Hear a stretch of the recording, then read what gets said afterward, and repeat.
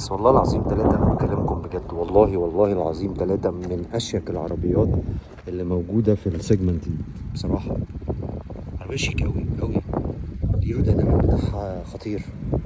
بصوا ظهرها من ورا مع الفوانيس ال 3 دي وموضوع التوتون ده خاطف. بص ركز في تفاصيلها، أنا عاوزك أنت كمشاهد سيبك من محمد فاروق خالص، أنا كده كده هعمل لك الفيديو هينزل، بس سيبك مني خالص. عاوزك أنت تتفرج على تقاطيع وملامح الأمورة الدي اس.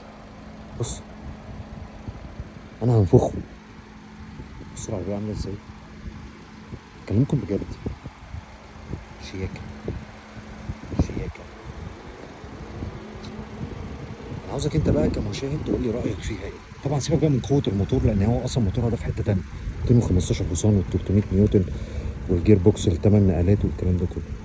بص شايف الحته دي، شايف الحته دي خطيره، مع الحته دي خطيره.